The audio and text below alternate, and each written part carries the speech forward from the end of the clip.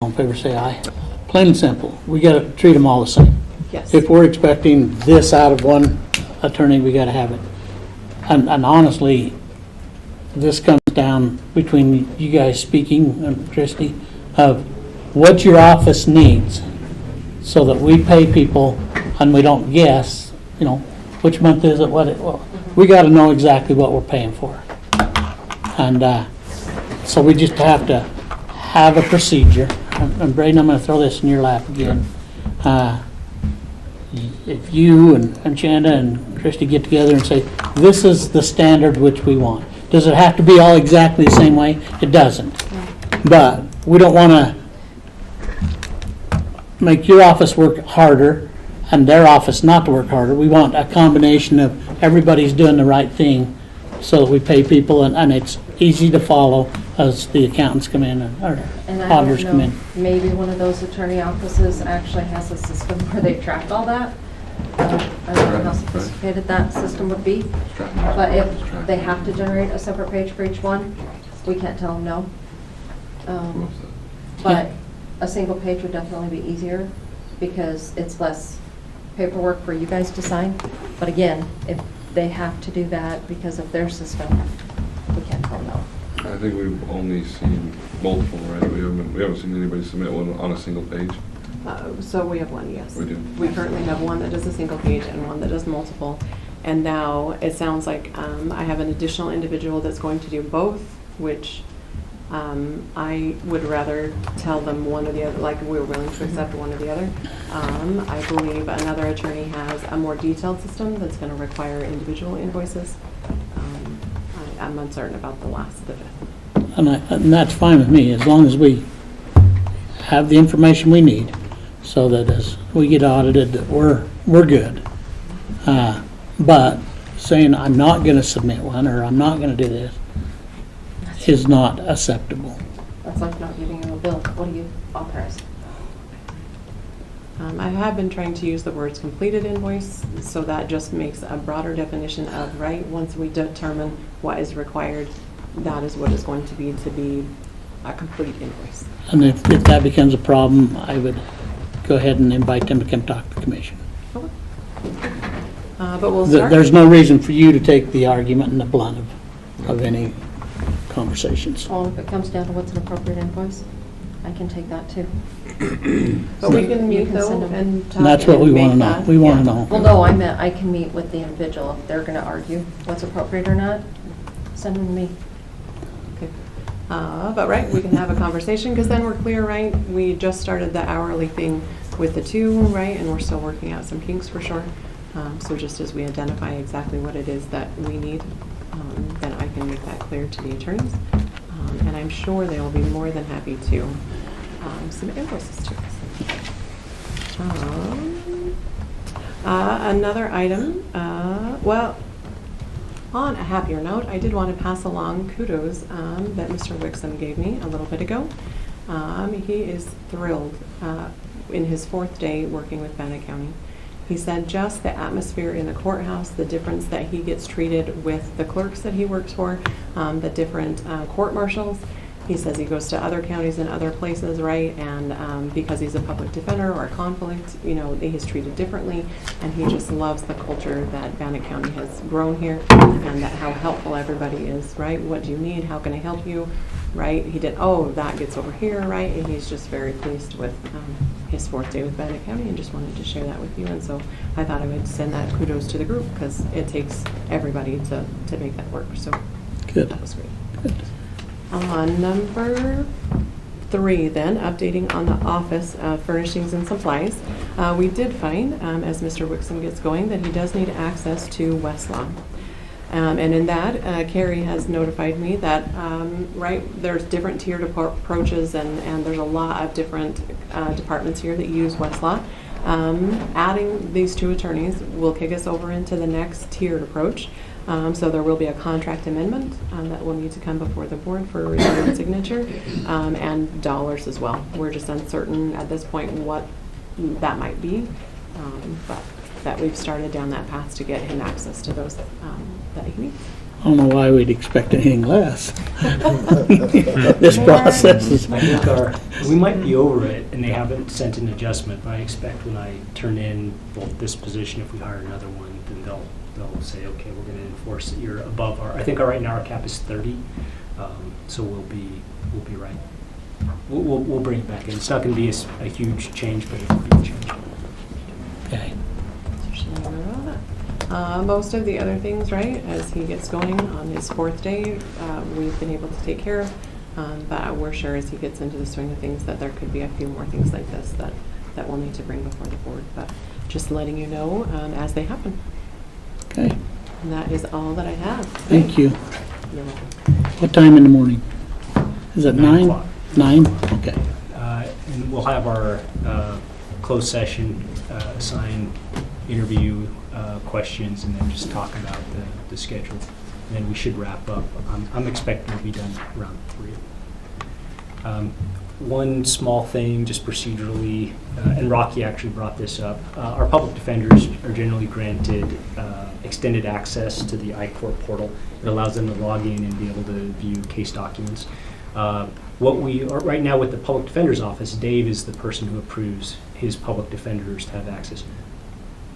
Since I don't think they'll let Rocky approve his own, should I bring it to the commission, and the commission would be kind of the authorizing entity? Yeah. Okay.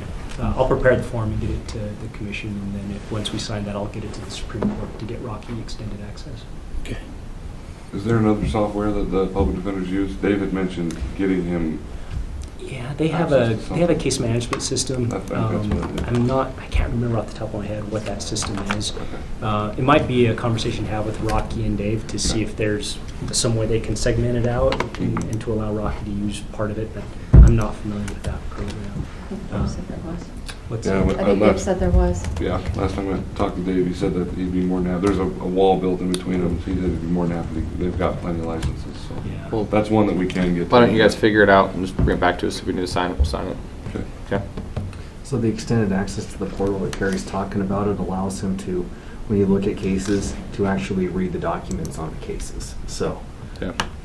that helps out a lot. Okay. And then the nice thing about him being an employee, they won't offer it to contractors because then the contractor could use it for private use. But since Right. he's an employee, we're able to offer it. So, another positive thing. Wow. All right, thank you. Ryan, you're up.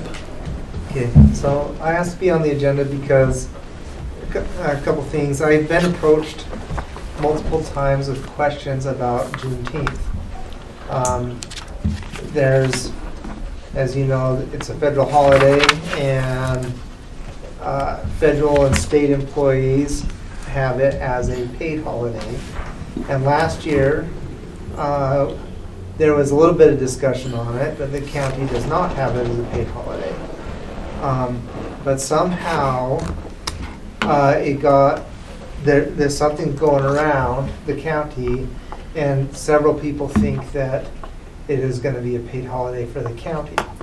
So for the people that have approached me on this, I've clarified and explained, it's not one of our paid 10 holidays, but I'm thinking that it would be good to send some kind of announcement out just to clarify and clear up any confusion, especially because we have some people, especially that work for the courts, that will be a holiday for them, and we work in the same building as them, and it just gets a little fun.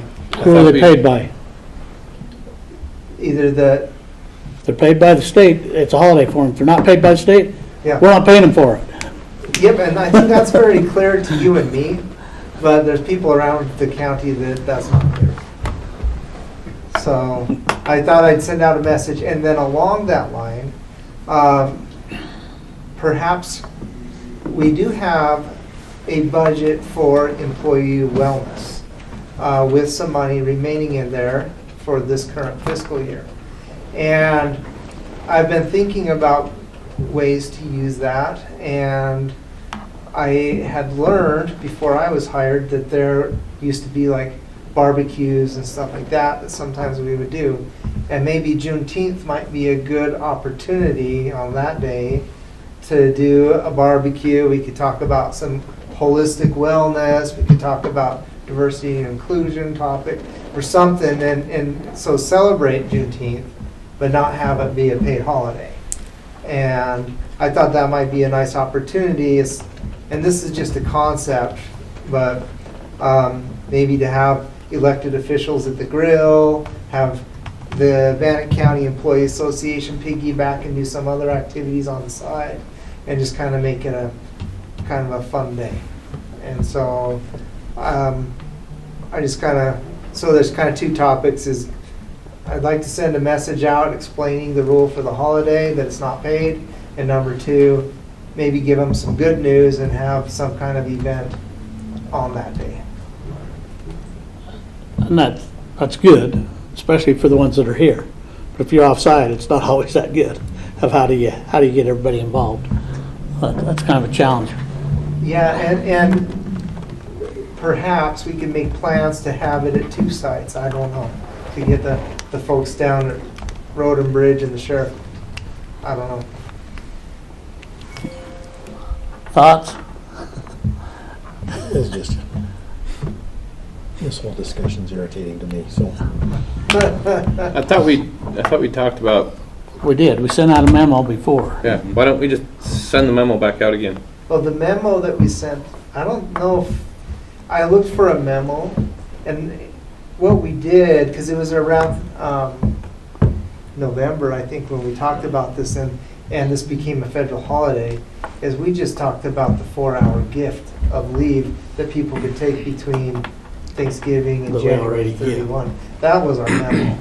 Well, that was the memo because the decision had already been made to not have the extra holiday after Thanksgiving Right.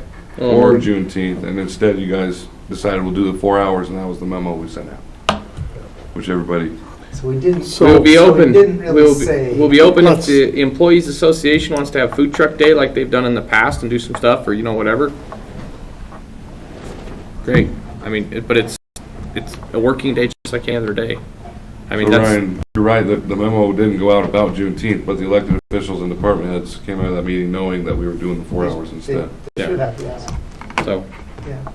So that's probably what I would do, just write the memo and say, hey, this is why the 4 hours was given. We had a discussion because we're open that day because that's tax day, that's the treasurer's office day. That's why that was done. Right. Is we have this, yes, you're gonna have the courthouse open that day and the courts are going to be closed, but then in November, everybody else is gonna be gone and the courts is gonna be there the day after Thanksgiving. Do we want the memo to come from Ryan's office or ours? It should come from HR 's HR. fine. Okay.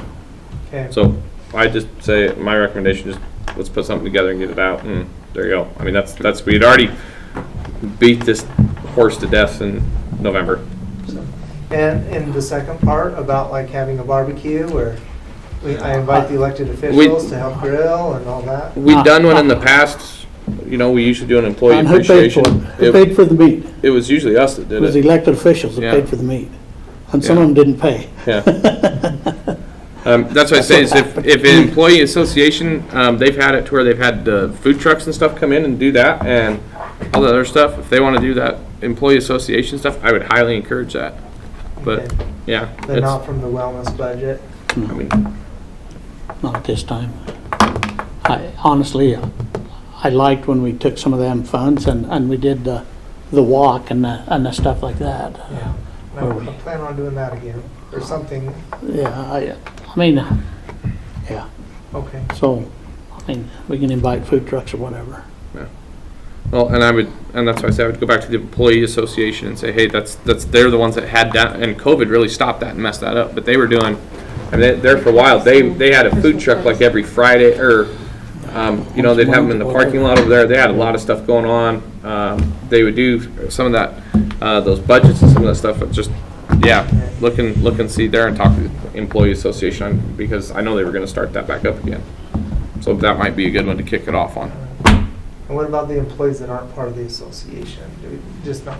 Well, They still can the get a food food truck truck. would just be here, and if you'd pay out of your own pocket, it's just, they usually would give them a deal on, if they'd have like an employee deal or whatever it was. Okay. And it was, but yeah, when we did the employee appreciation, most of the time it was the county officials that we paid for it out of our own pocket. So, Good to know. Okay. Thank you. I think that answers my question, so thank you. Okay. Scott?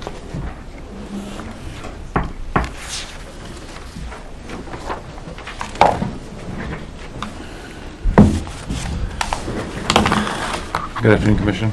Scott Crowther, Business Manager and Event Director for the Port Performance Complex and Bannock County Event Center. I was approached a couple weeks ago by Portneuf. We had a meeting to talk about a few different things, and they mentioned this idea of having some free 5K events, runs up at the Wellness Complex at no cost to the public, but just to generate some healthy lifestyles, healthy choices. They gave us a couple dates to look at, and I asked that I just told them I'd like to bring it to you guys first, because we have been doing that with most of our runs. This one would not be as formal as some of the others. There wouldn't be a pavilion rental. There wouldn't be any fees associated. It would be an online registration. There wouldn't be any times. It would just be go out on this day and run. But they would promote it and have it as a community wellness day. So there's 4 dates. They don't conflict with anything else we have. It doesn't restrict any of the access to the facility. And I did not ask them to be here today. I just felt it was something that I could talk to you about. I guess my only question is, are people going to show up and expect your staff to be in charge of something, which I don't.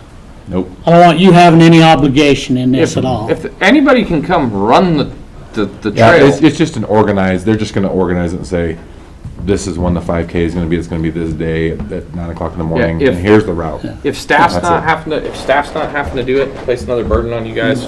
Do whatever you want. No. You know. That's all it is. That's my feelings too. Yeah, as long as it doesn't involve you guys, Great. go ahead. I mean, we'll mow the lawns. Yeah. Yeah. That's all I have for you guys today. And they don't get to kick somebody else off. Nope. No problem. Okay. Good seeing you. Thank you guys. See you later. There you guys. Adam.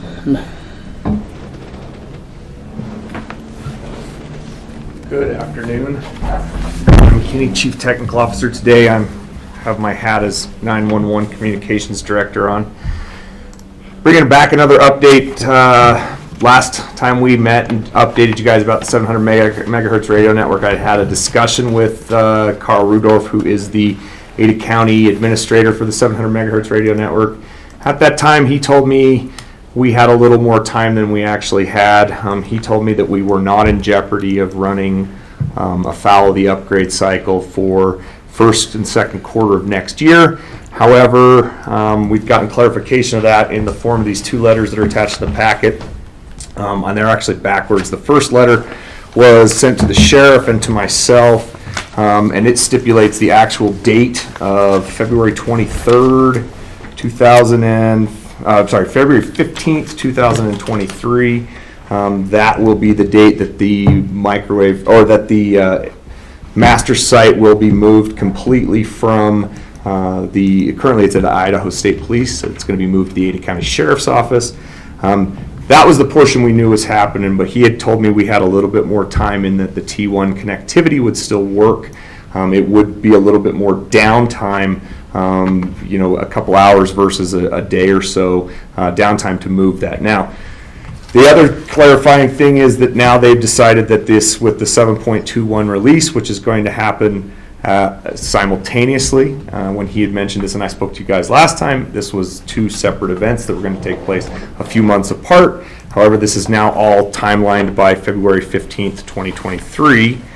And the second letter, the Ada County Master Site Move Readiness Report, gives a breakdown of all of the state's assets that connect to that 700 megahertz network currently.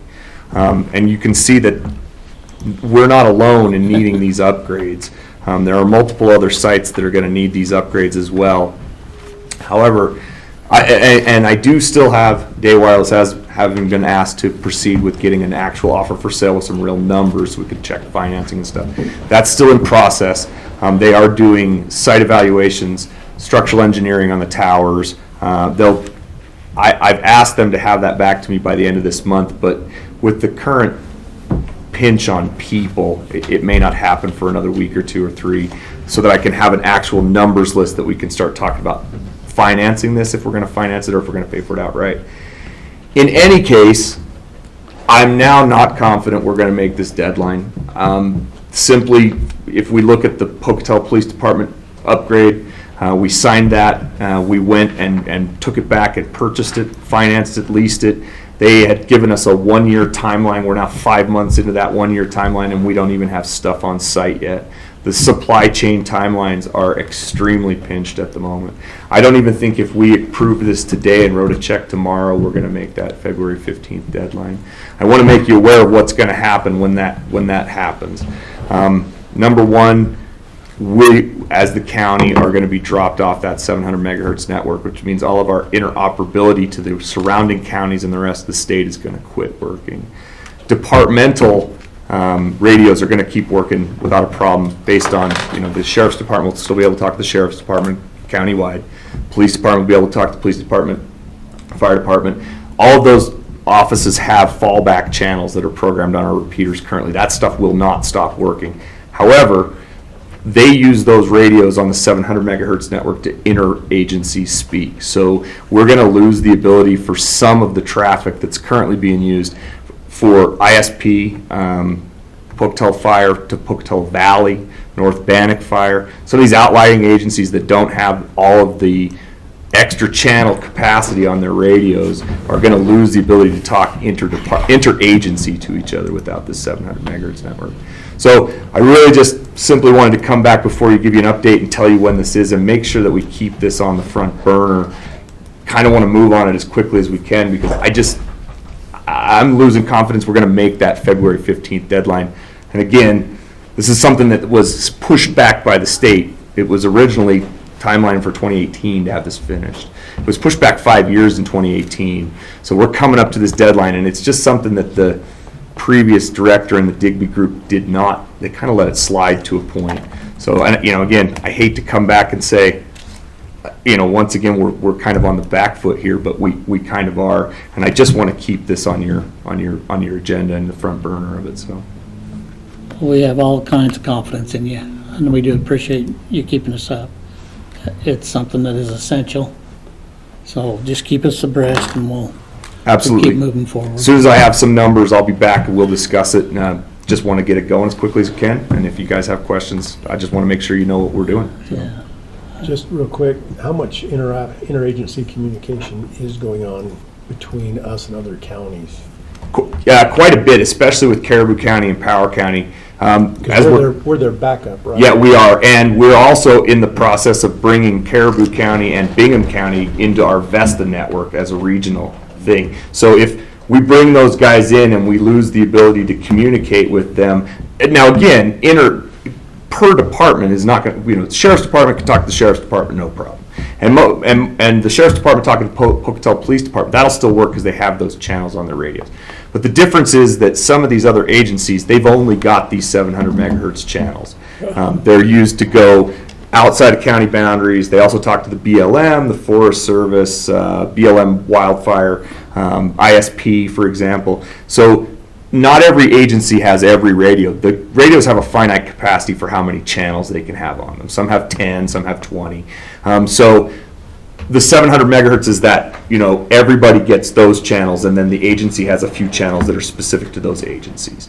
So we're going to lose the ability for, say, Bannock County to communicate with the Caribou County agents directly over the radios. The way that this happened before this system was that they would go through the dispatch to do it, or they would use a fallback channel if they've got it. So it's going to hinder communications, but it's not going to completely cease communications. This is, Bannock County was site number 1 on this network, and we're going to, I hope to get even more information. The sheriff and I are going to attend the Idaho State Radio Users Group meeting in Kootenai County at the end of the month. They're going to give us some more information and timelines. And this master site readiness, this was provided by Motorola directly to Ada County. It's above and beyond the one that we're having done.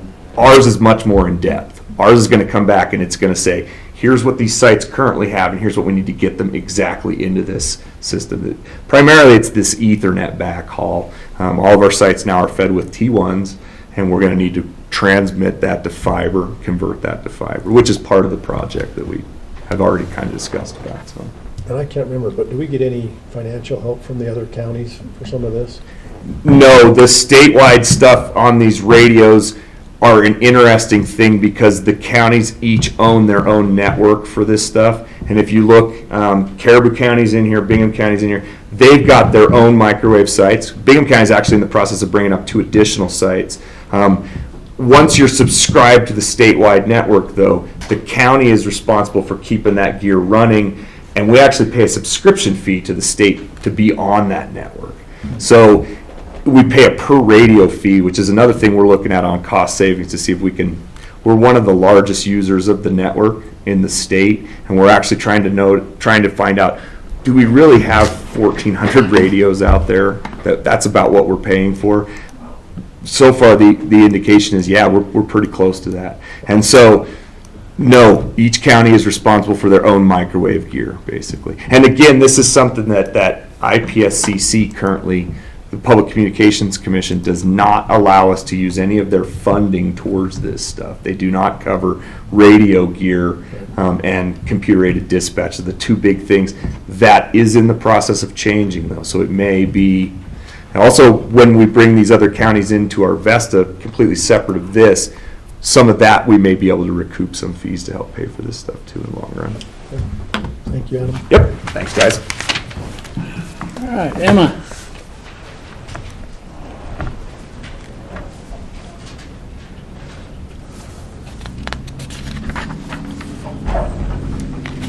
Good afternoon. Emma Iannacone, Public Information Officer.